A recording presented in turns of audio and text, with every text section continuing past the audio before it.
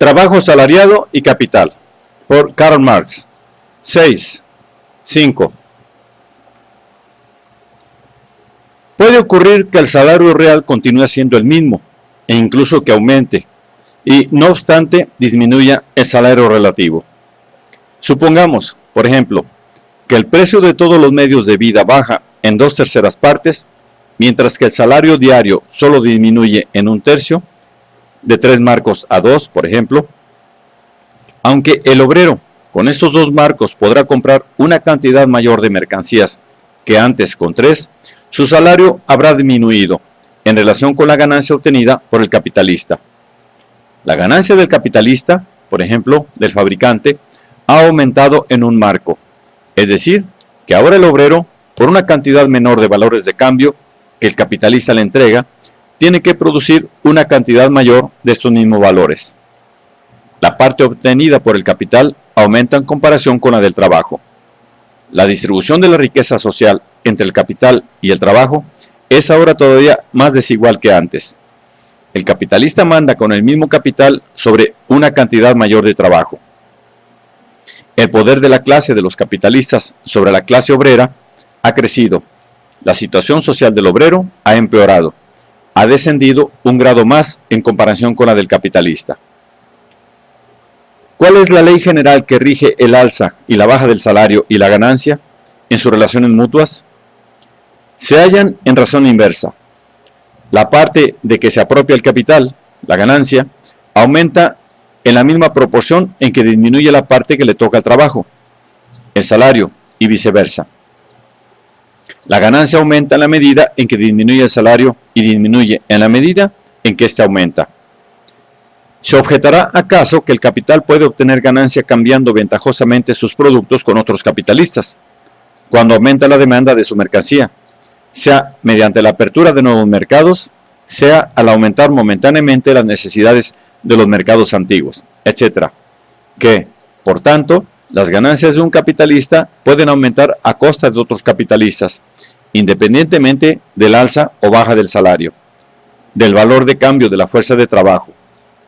Que las ganancias del capitalista pueden aumentar también mediante el perfeccionamiento de los instrumentos de trabajo, la nueva aplicación de las fuerzas naturales, etc. En primer lugar, se reconocerá que el resultado sigue siendo el mismo, aunque se alcance por un camino inverso. Es cierto que la ganancia no habrá aumentado porque haya disminuido el salario, pero el salario habrá disminuido por haber aumentado la ganancia. Con la misma cantidad de trabajo ajeno, el capitalista compra ahora una suma mayor de valores de cambio, sin que por ello pague el trabajo más caro. Es decir, que el trabajo resulta peor remunerado en relación con los ingresos netos que arroja para el capitalista.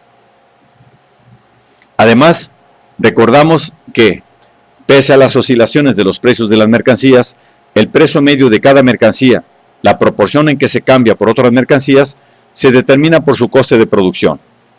Por tanto, los lucros conseguidos por unos capitalistas a costa de otros dentro de la clase capitalista se nivelan necesariamente entre sí.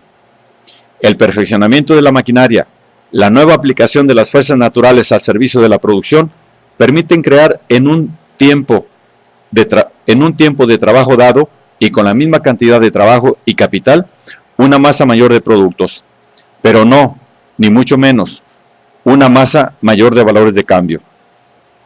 Si la aplicación de la máquina de hilar me permite fabricar en una hora el doble de hilado que antes de su invención, por ejemplo, 100 libras en vez de 50, a cambio de estas 100 libras de hilado, no tendré a la larga más mercancías que antes a cambio de las 50, porque el coste de producción se ha reducido a la mitad o porque ahora con el mismo coste puedo fabricar el doble del producto.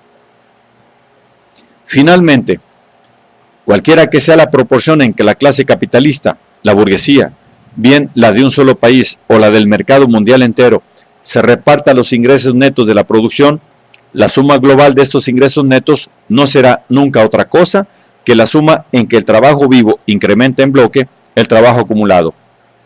Por tanto, esta suma global crece en la proporción en que el trabajo incrementa el capital, es decir, en la proporción en que crece la ganancia, en comparación con el salario.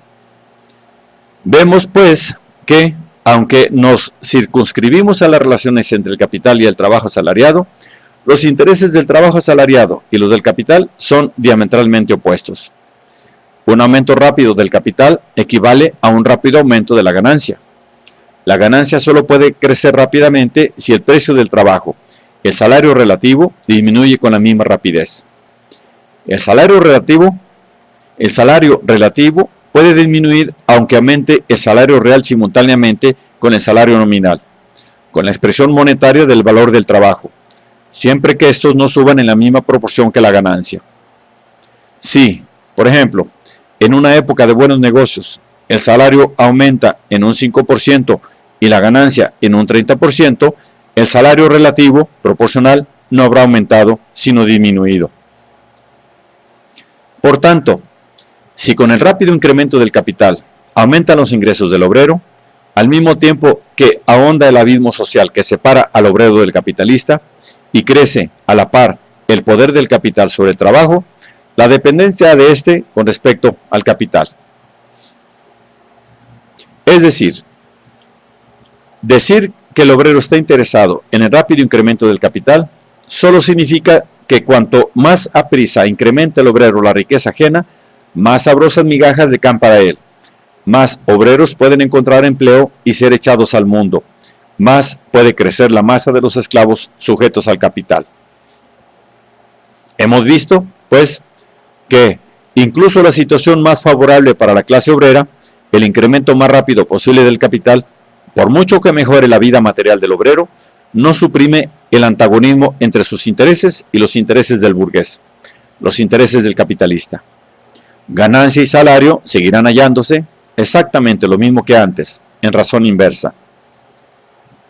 Que si el capital crece rápidamente, pueden aumentar también los salarios, pero que aumentarán con rapidez incomparablemente mayor las ganancias del capitalista. La situación material del obrero habrá mejorado, pero a costa de su situación social. El abismo social que le separa del capitalista se habrá ahondado. Y, finalmente, que el decir que la condición más favorable para el trabajo asalariado es el incremento más rápido posible del capital productivo, solo significa que cuanto más rápidamente la clase obrera aumenta y acrecienta el poder enemigo, la riqueza ajena que la domina, tanto mejores serán las condiciones en que podrá seguir laborando por el incremento de la riqueza burguesa, por el acrecentamiento del poder del capital, contenta con forjar ella misma las cadenas de oro con las que le arrastra a remolque la burguesía. El incremento del capital productivo y el aumento del salario son realmente dos cosas tan inseparablemente enlazadas como afirman los economistas burgueses. No debemos simplemente creerles de palabra. No debemos siquiera creerles que cuanto más engorde el capital, mejor cebado estará el esclavo. La burguesía es demasiado instruida, demasiado calculadora, para compartir los prejuicios del señor feudal, que alardeaba con el brillo de sus servidores. Las condiciones de existencia de la burguesía la obligan a ser calculadora. Deberemos, pues, investigar más de cerca lo siguiente: ¿cómo influye el crecimiento del capital productivo sobre el salario? Si crece el capital productivo de la sociedad burguesa en bloque, se produce una acumulación más multilateral de trabajo. Crece el número y el volumen de capitales. El aumento del número de capitales hace aumentar la concurrencia entre los capitalistas.